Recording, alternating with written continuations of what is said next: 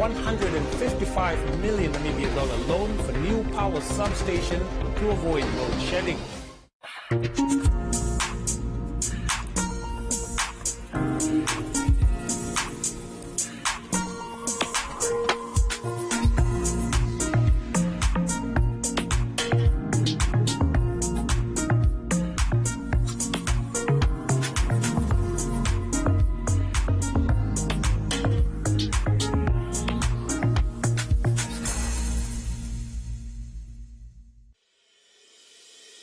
The International University of Management, a Namibian university dedicated to its people's future, a hub of abundant opportunities. We are IUM for life. We are IUM.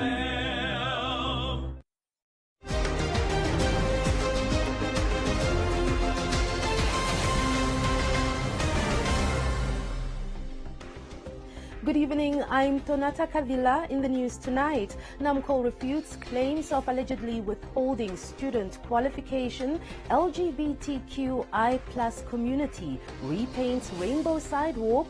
Finnish business to start manufacturing building blocks in Namibia, and then Business on One, followed by tonight's sports news.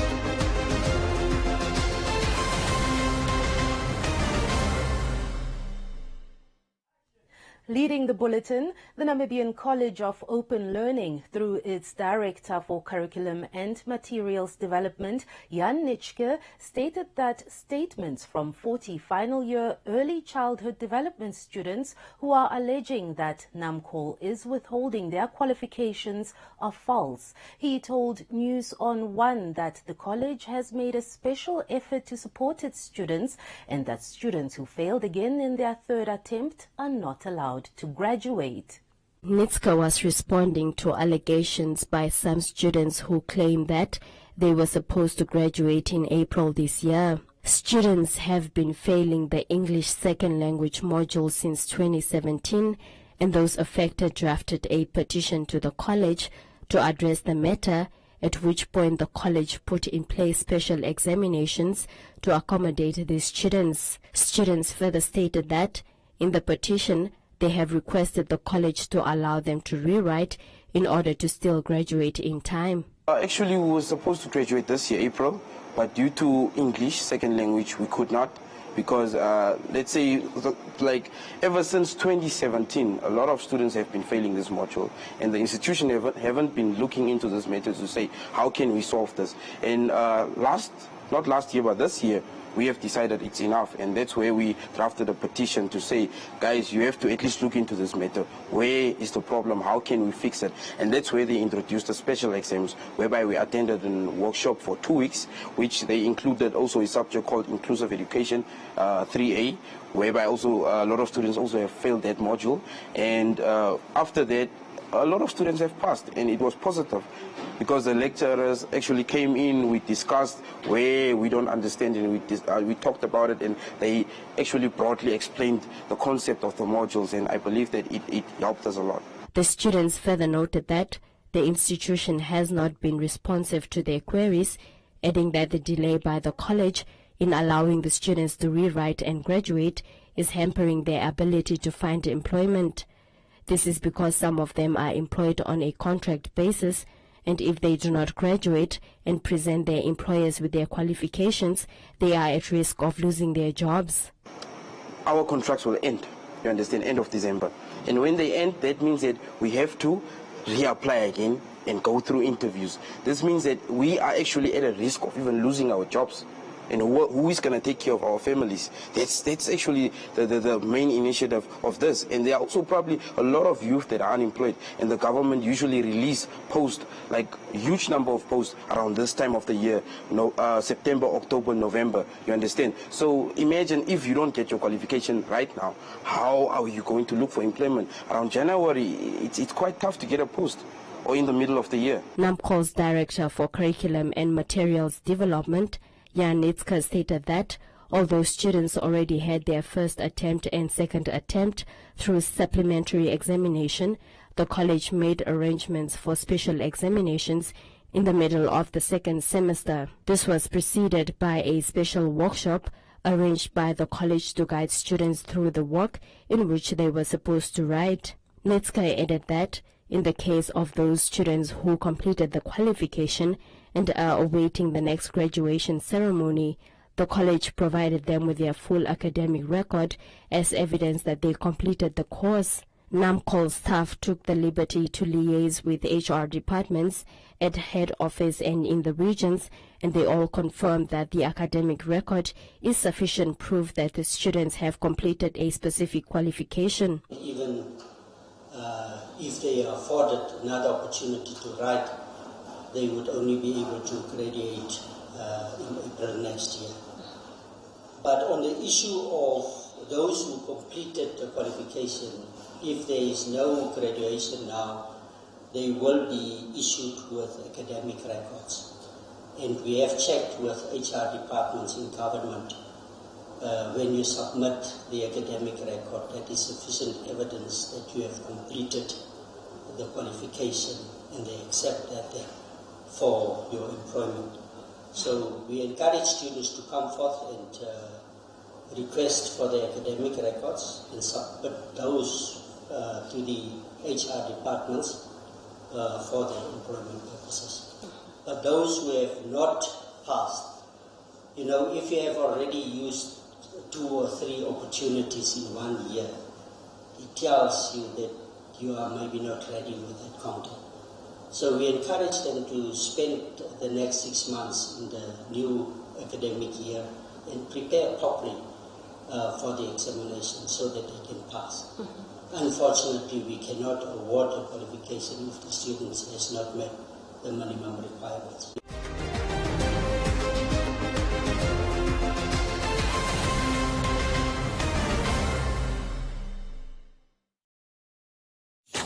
Join Script every weekday from 2 to 6 p.m. on the nation's favorite radio station, playing the best hip-hop, urban, Afro, and R&B on 99 FM. 99 FM.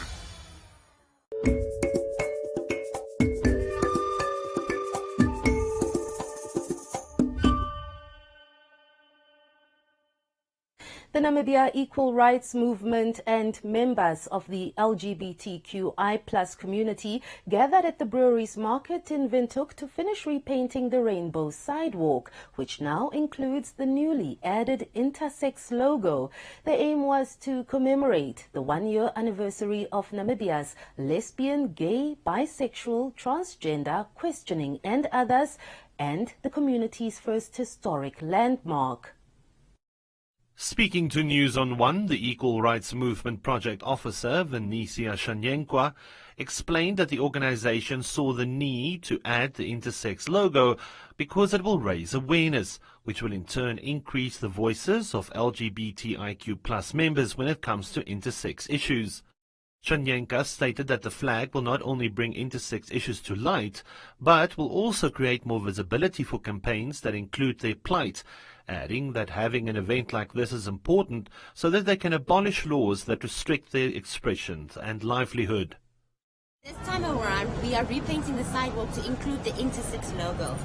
We have seen that there's a need for us to raise awareness and to increase our voice when it comes to intersex issues. Including this flag will not only bring intersex issues to light, but also create more visibility campaigns so that we can include intersex issues in our plight. We were encouraged because the progress flag, which was the initial flag that we laid down in March, the progress flag was not included with the intersex logo. So the reason that we had to update this flag is because we had to make space in the current flag for us to add the intersex logo, because the intersex was not covered under this progress flag, which is the LGBTQI inclusive flag. It is very important for us to have events like this so that we can celebrate how far we've come as a civil rights movement in Namibia, and also for us to increase our visibility so that we can abolish laws that are restrictive towards our expression and our livelihood. News on One spoke with some of the members of Namibia's LGBTIQ+ community at the event, and here's what they had to say about the repainting of the LGBTIQ+ inclusive flag. Most of the years when I came out, there wasn't such events where you could see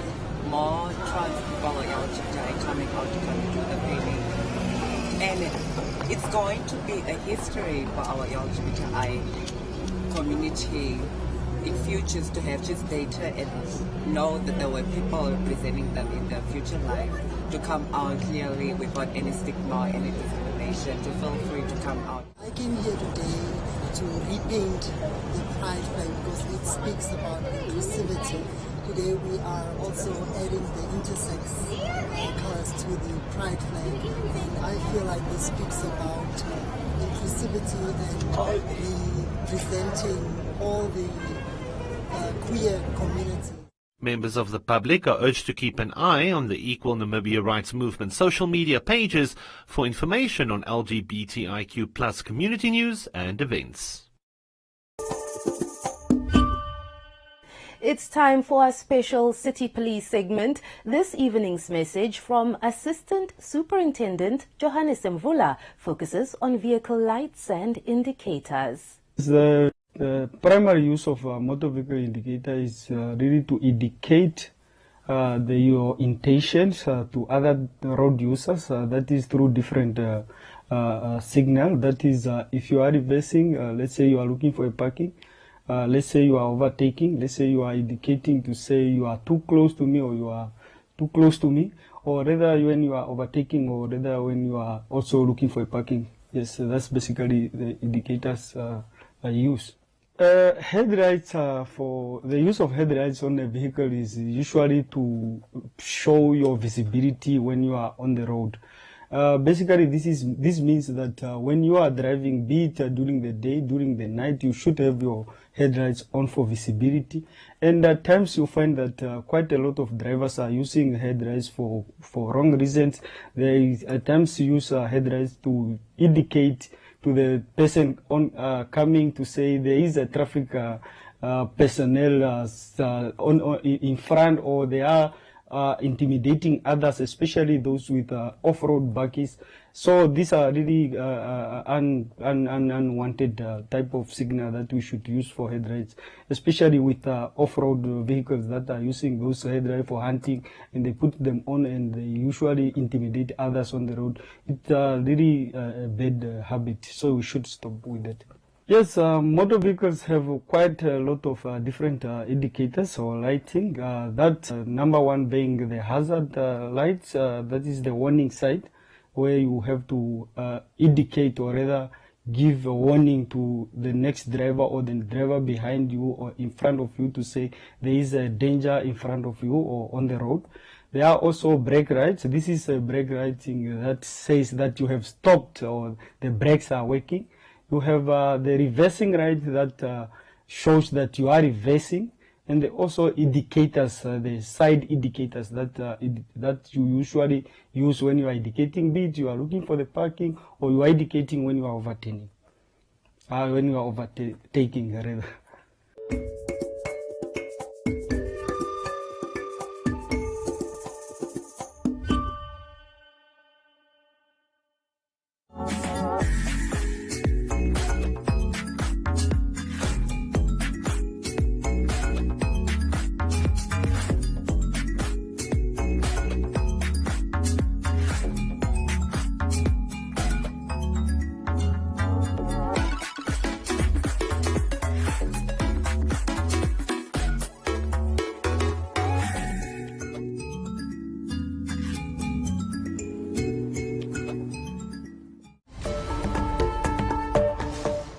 A Finnish inventor, Marcus Silverberg, founded a company called Block Solutions, which is a company that manufactures building blocks from recycled waste material. Silverberg told News on One that Block Solutions was started to fight the housing crisis in the world, and with this new method, it's possible to build a house in one day. Silverberg formed part of the Finnish business delegation that visited Namibia in November 2022, which consisted of various companies that sought to form partnerships with Namibia to provide renewable energy solutions. Silverberg explained that the building blocks are made from recycled plastic, bush material and industrial waste, making it stronger than your regular concrete cinder blocks. So what we're doing, we're actually transforming waste materials into building blocks like these. and which we then can, let's say, affordably build always on a local level. You can have a house in one day.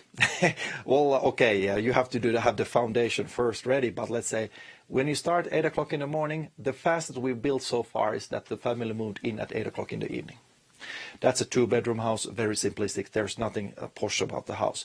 But the big thing about block solutions, the blocks, is that you can upgrade it whenever you want. You can start living in the house the same day we start building the house. Yeah, we do not have a lot of varieties, but then again, when you have and you can afford to build, to upgrade a house, you can extend a house. You can even actually downgrade a house if you like. When the kids are moving out from the house, then you can actually give the blocks for them for start building their own home. Silverberg said that an example of why Block Solutions is in fact a transforming solution for affordable housing is a school rebuilding project which was done in Indonesia, whereby a school was rebuilt in 6 days instead of 6 months. During that time, we were able to, let's say, when the people saw what we were doing, the villagers were actually building the schools. When they saw how easy it was to build with the house, with the technology, they actually ordered 4,000 homes for themselves. So that's, of course, that's where when people can see, then they can start trust. Silverberg described the building process, stating it is as simple as playing with Legos. While he demonstrated how the blocks interlock with each other, he added that this method of building is less costly, more accurate, environmentally friendly, and above all, fully sustainable. This block is made from 50% recycled plastics and 50% recycled rice husk. This is 50% recycled plastics and this is 50% recycled coconut husk. But what you have over here, largely available in Namibia, is the acacia bush over there.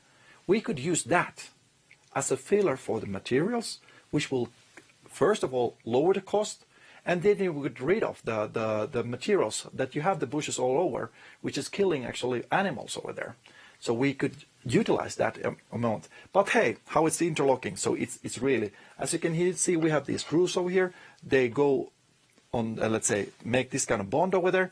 And this is the easiest way. Just stack them like Lego blocks. And then we have a rod coming over here, fixing a U-profile over here. We fix it together, and that's it. Silverberg said that Namibia and Block Solutions will be signing an agreement with Rent a Drum to start manufacturing the blocks in Namibia, adding that Africa needs to begin to see that there is value in recycling waste.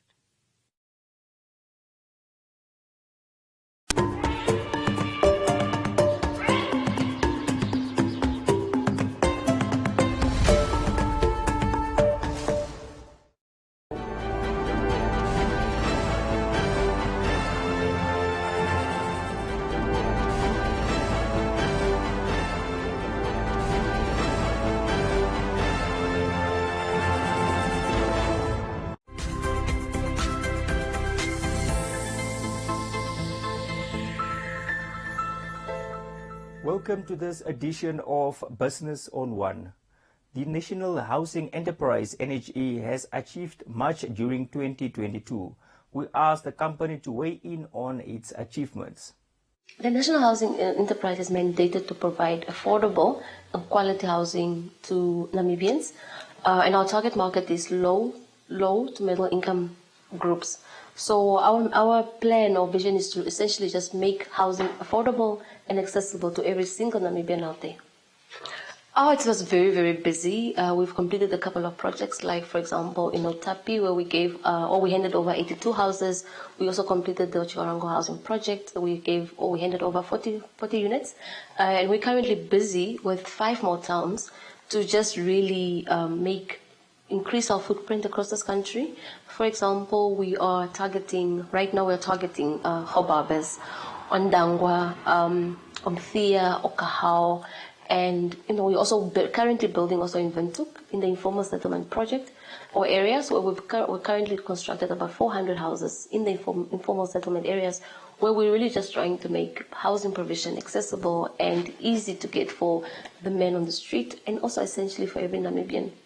The biggest project for NHE next year is the housing project in Belfast Bay, where we are going to build 150 houses. And also we're going to increase our footprint with the informal settlement area in Windhoek And we're also going to we're going to complete the Ondangwa, Hobabas, and Ochumuisa projects, and essentially just enhance our mandate and also our vision in terms of providing housing to every single Namibian. We want to just allow or let the Namibian nation know that we're here for them. They can walk into any of our offices. We have 5 regional offices where they can just come and find out how best we can meet their national needs in terms of housing. And that is all we have for you. Be sure to follow us on our social media pages for more on the business front.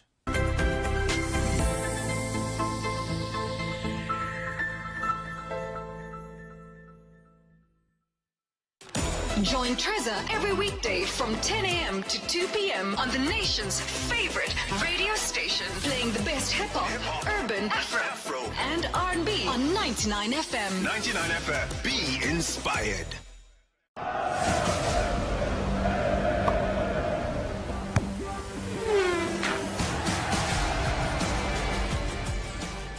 It's time for a look at sports news. The Namibia National Olympic Committee, that was established in 1990 by the International Olympic Committee responsible for organizing participation in the Olympic Games, is positive about 2022. Sport on One caught up with the Secretary General of the Namibia National Olympic Committee, Joan Smith, to gauge her view on how the committee in the region was doing during the last year.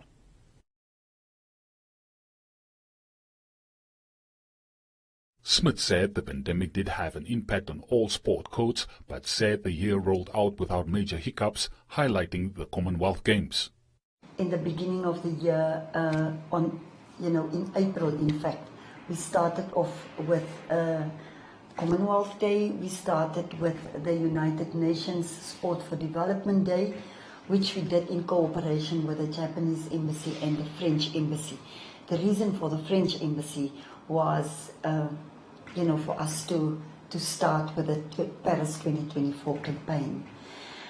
We managed to do a very good Olympic Day celebrations, and then the big one for us this year was the 2022 Birmingham Commonwealth Games.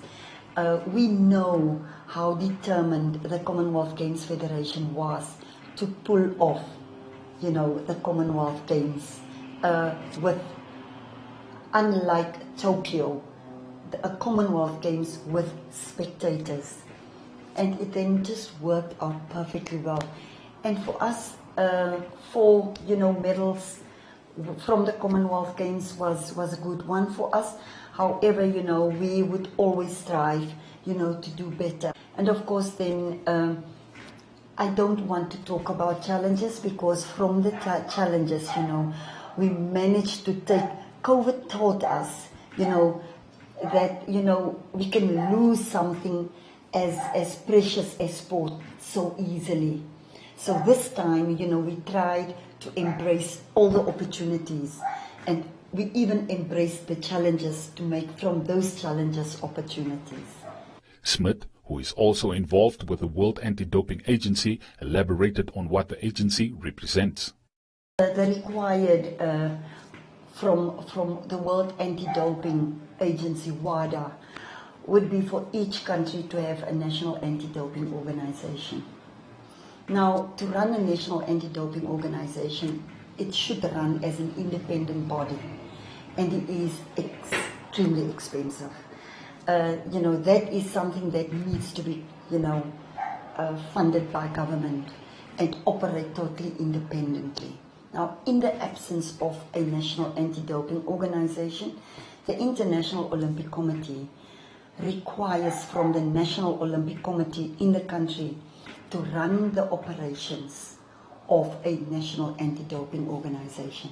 Mission orders are then generated because we can't do that without a proper mission order.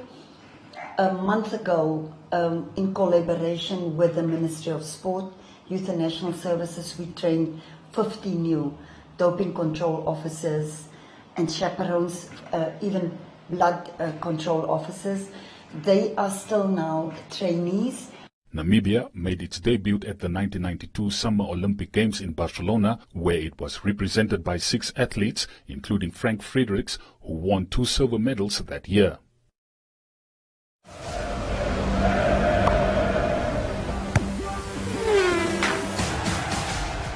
That's all the sports news we have for you. And that also brings us to the end of tonight's edition of News on One. Don't forget to follow us on our social media platforms. From me, Tonata Kavila, it's good night.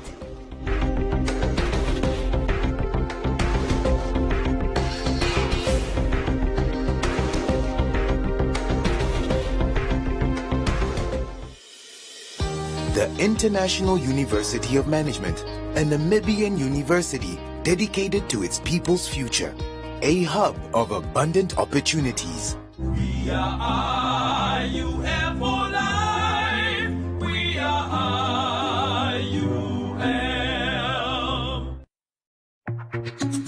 Thank you for watching this show on One Africa. Because you are part of our One family, your voice is very important to us. Please take a moment to rate this show by scanning the QR code on your screen now, and you can stand a chance to win fantastic prizes every month. T's and C's apply.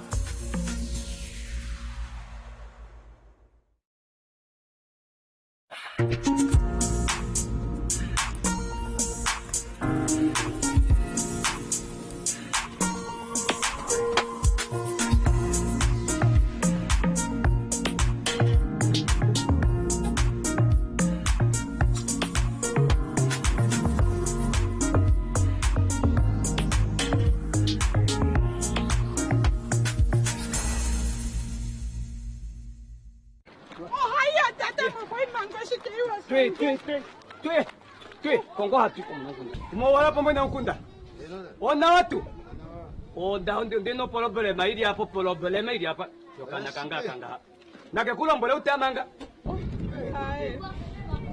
onda ingwa itumine alikuagi maliwa akolo tangoni akala dengo besa singeno kwati ngwa dombo abatula de ya no shule ai engo titaenda timeke viongali ngapi maavya 30 amo shimashoka ndishudite amo ndatumo vanhu vakalonge kosi wakopo ndeina nditumo vanhu vakakaleveringa ndo pafa ngahanda handuka onda ulombole kuti ani ngengai ombingayo kana kange kaike nolumenu wako nolumenu mbodo kwa ombola nali ndeshindeke mumbo mundango kana kange kanefe wanepela kandidishi nandindingano ngaipitatu onde yako shipalashoe